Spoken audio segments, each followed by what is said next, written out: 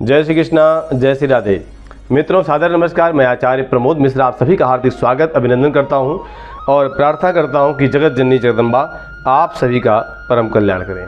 मित्रों, आज कार्तिक महात्यम कथा के अंतर्गत आपको मैं सुनाने वाला हूं 34वां अध्याय।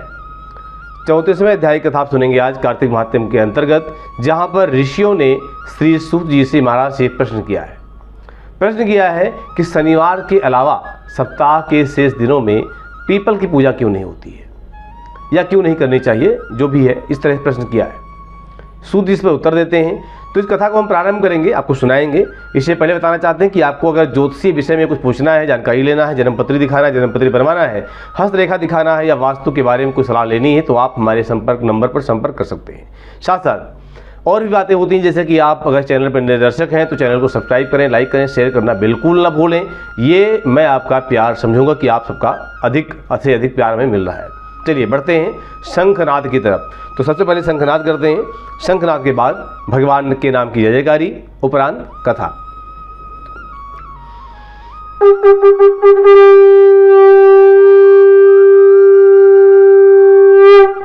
सच्चिदानंद भगवान की जय, राधा दामोदर भगवान की जय।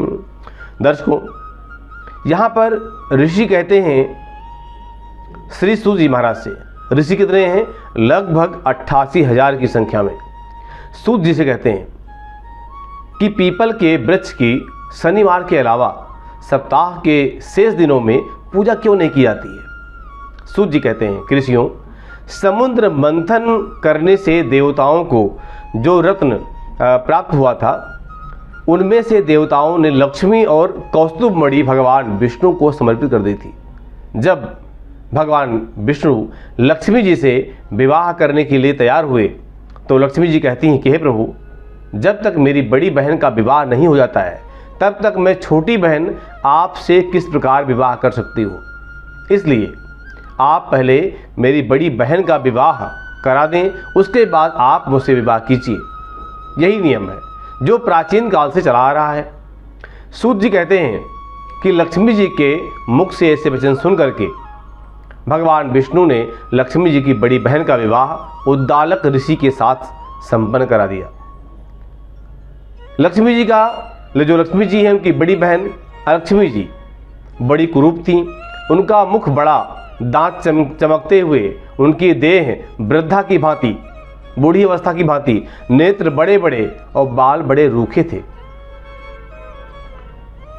भगवान विष्णु द्वारा आग्रह किए जाने पर ऋषि उद्दालक उनसे विवाह करके उन्हें वेद मंत्रों की ध्वनि से गुंजाते हुए अपने आश्रम ले आए। वेद ध्वनि से गुंजित, हवन के पवित्र धुएं से सुगंधित उस ऋषि के सुंदर आश्रम को देखकर लक्ष्मी को बड़ा दुख हुआ, कष्ट हुआ। वह महर्षि उद्दालक से बोली कि चूंकि इस आश्रम में वेद ध्वनि गूंज रही है, इसलिए यह स्थान मेरे रहने योग्य नहीं है, इसलिए आप मुझे यहाँ से अन्यत्र कहीं ले चलिए।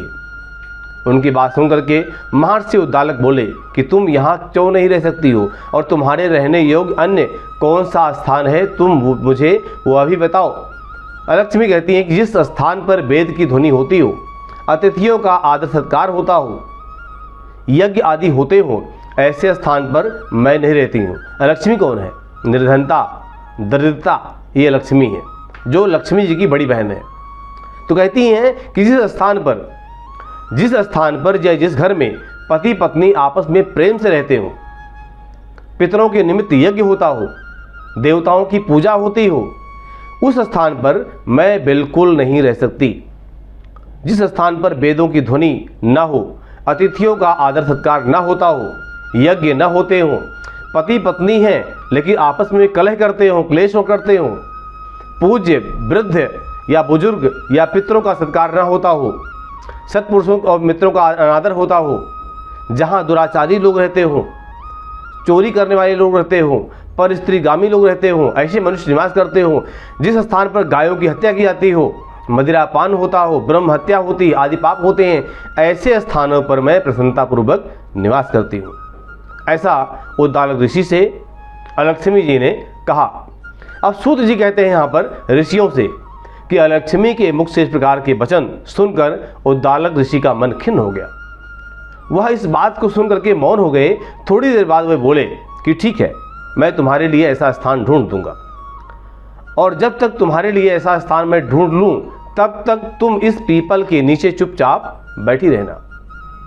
महर्षि उद्दालक अलक्ष्मी को पीपल के वृक्ष के नीचे बैठा करके उसके रहने योग्य स्थान की खोज में निकल पड़े, परंतु जब बहुत समय तक प्रतीक्षा करने पर वे वापस नहीं लौटे तो लक्ष्मी विलाप करने लगी। जब बैकुंठ में बैठी लक्ष्मी जी ने अपनी बहन को अलक्ष्मी का विलाप सुना तो बहुत व्याकुल हो गईं। वह दुखी होकर के भगवान नारायण से कहती हैं कि हे प्रभु, मेरी बड़ी बहन पति द्वारा त्यागे जाने पर अत्यंत दुखित हुई हैं। यदि मैं आपकी प्रिय पत्नी हूँ तो आप उसे आश्वासन देने के लिए उसके पास चलिए। लक्ष्मी जी की प्रार्थना पर भगवान विष्णु लक्ष्मी जी उमा सहित उस पीपल के वृक्ष के पास गए जहां अलक्ष्मी बैठकर विलाप कर रही थी। उनको आश्वासन देते हुए भगवान विष्णु बोले कि हे अलक्ष्मी, तुम इसी पीपल के वृक्ष की जड़ में सदैव के लिए निवास करो, क्योंकि इसकी उत्पत्ति मेरे ही अंश से हुई है और इसमें सदैव मेरा ही निवास होता है। प्रत्येक वर्ष गृहस्थ लोग तुम्हारी पूजा करेंगे और उन्हीं के घर में तुम्हारी छोटी बहन का वास होगा। स्त्रियों को तुम्हारी पूजा विभिन्न उपहारों से करनी चाहिए।